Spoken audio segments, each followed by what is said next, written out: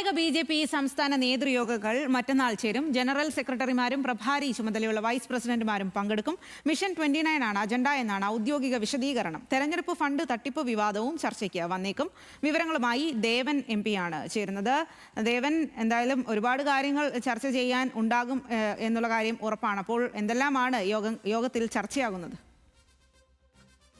സ്വാതി, ബി.ജെ.പിയുടെ നേതൃയോഗം വളരെ നാളുകളായി തന്നെ ഇപ്പോൾ ചേരുന്നില്ല എന്നുള്ളൊരു ആക്ഷേപം ബി.ജെ.പി നേതാക്കൾക്കിടയിൽ ഉണ്ടായിരുന്നു. അതിന്റെ കൂടി അടിസ്ഥാനത്തിലാണ് ഇപ്പോൾ ഈ ബി.ജെ.പി നേതൃയോഗം മറ്റന്നാൾ വിളിച്ചു ചേർക്കാൻ ഇപ്പോൾ തീരുമാനമായിരിക്കുന്നത്. ഇതിനു പുറമെ കഴിഞ്ഞ ദിവസങ്ങളിൽ ബി.ജെ.പിയുടെ സംസ്ഥാന അധ്യക്ഷൻ വിദേശയാത്രയുമായി ബന്ധപ്പെട്ടുകൊണ്ട് തന്നെ പുറത്തായിരുന്നു. അതുകൊണ്ട് തന്നെ അദ്ദേഹം നാട്ടിലില്ലാത്തതും ഈ യോഗങ്ങൾ വൈകാൻ കാരണമായിട്ടുണ്ടായിരുന്നു. ഏതായാലും ഇപ്പോൾ ഒടുവിൽ നേതൃയോഗം വിളിച്ചിരിക്കുകയാണ്. മറ്റന്നാളാണ് ബി.ജെ.പിയുടെ നേതൃയോഗം ചേരുക. ജനറൽ സെക്രട്ടറിമാരും ഒപ്പം തന്നെ പ്രഭാരി ചുമതലയുള്ള വൈസ് പ്രസിഡന്റുമാരും ഈ യോഗത്തിൽ പങ്കെടുക്കും.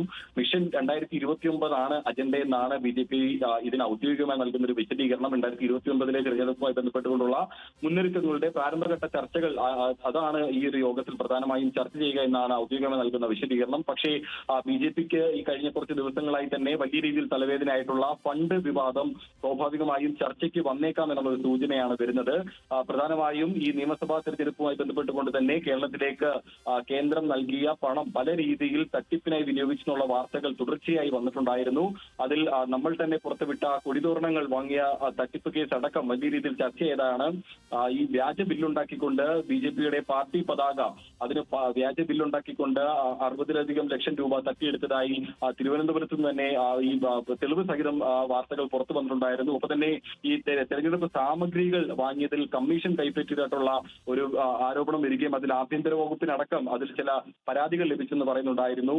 ഒപ്പം തന്നെ ഈ ചില നേതാക്കൾ ഈ തെരഞ്ഞെടുപ്പ് അവസാനിച്ചതിന് തൊട്ടു പിന്നാലെ തന്നെ ചില നേതാക്കൾ അത് പ്രധാനമായും ഈ സംസ്ഥാന തലത്തിൽ അറിയപ്പെടുന്ന നേതാക്കൾ തന്നെ അവരുടെ കടബാധ്യതകൾ ഒറ്റത്തവണയായി ലോൺ അടച്ച് തീർത്തു എന്നുള്ള രീതിയിലുള്ള ആരോപണം വന്നിട്ടുണ്ടായിരുന്നു. പ്രത്യേകിച്ചും പിന്നീട് ഏറ്റവും പ്രധാനമായും ഉയർന്നു വന്നത് തൃശൂർ ജില്ലയിൽ നിന്നും വന്ന അവിടുത്തെ ഓഫീസിലെ ചുമതലയുണ്ടായിരുന്ന ബി.ജെ.പിയുടെ പ്രവർത്തകർ തന്നെ ഈ പറയുന്ന പോലെ തന്നെ സംസ്ഥാന അധ്യക്ഷന് ഒരു കത്ത് നൽകുന്ന ഒരു സാഹചര്യം വരെ ഉണ്ടായി. അവിടെ വ്യാപകമായ തെരഞ്ഞെടുപ്പ് ഫണ്ടിൽ തട്ടിപ്പ് നടന്നുവെന്നും ഇലക്ഷൻ പ്രമാണിച്ചുകൊണ്ട് തന്നെ കോടികൾ ഈ ജില്ലാ ആസ്ഥാനത്തേക്ക് തൃശൂർ ജില്ലാ പാർട്ടി ഓഫീസിലേക്ക് എത്തിയെന്നും അത് പല രീതിയിൽ കൈമാറ്റം ചെയ്യപ്പെട്ടു, അതിനൊന്നും തന്നെ ഓഡിറ്റ് നടത്തുന്നില്ല എന്നടക്കമുള്ള കാര്യങ്ങളെല്ലാം തന്നെ വന്നിട്ടുണ്ടായിരുന്നു. ഇത് സംബന്ധിച്ച് വാർത്തകൾ തുടർച്ചയായി വരുമ്പോഴും ഇതൊന്നും തന്നെ വാസ്തവമല്ല എന്നും ഇതെല്ലാം തന്നെ മറ്റ് കെട്ടിച്ചമച്ച കഥകളാണെന്നും മാധ്യമ വാർത്തകളാണെന്നുള്ള ഒരു പ്രതികരണമായിരുന്നു ബി.ജെ.പി നേതാക്കൾ നൽകിയിട്ടുണ്ടായിരുന്നത്. കഴിഞ്ഞ ദിവസവും തുടർച്ചയായി മാധ്യമപ്രവർത്തകർ ഈ ബി.ജെ.പി നേതാക്കളുടെ മുതിർന്ന നേതാക്കളുടെ ഇക്കാര്യത്തിൽ വിശദീകരണം ചോദിക്കുമ്പോഴെല്ലാം തന്നെ ഒഴിഞ്ഞു മാറുന്ന ഒരു സമീപനമാണ് ഉണ്ടായിരുന്നത്.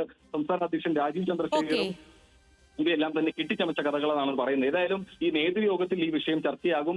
ബി.ജെ.പിക്കുള്ളിലെ വിഭാഗീയത അത് പ്രധാനമായും ഒന്നുകൂടി തലപൊക്കുകയാണെന്നാണ് ഇതിൽ നിന്നും മനസ്സിലാക്കാൻ സാധിക്കുന്നത്. ഇപ്പോൾ ഉയർന്നിരിക്കുന്ന ആരോപണങ്ങൾ കൂടുതലും സംസ്ഥാന അധ്യക്ഷൻ രാജീവ് ചന്ദ്രശേഖരനെ ഉന്നമിട്ടുകൊണ്ടാണെന്നുള്ളൊരു ആരോപണം കൂടി പാർട്ടിക്കുള്ളിൽ ഉയരുന്നുണ്ട്, ബി.ജെ.പിക്കുള്ളിൽ. ശരി ദേവൻ, എന്തായാലും കുറെ കാലങ്ങളായി ബി.ജെ.പി നേതൃയോഗം ചേർന്നിട്ടില്ല. അതിന് പിന്നാലെയാണ് ഇപ്പോൾ നേതൃയോഗം. ഒരുപാട് വിഷയങ്ങൾ, വിവാദമായിട്ടുള്ള വിഷയങ്ങൾ ചർച്ചയാകുകയും ചെയ്യും യോഗത്തിൽ.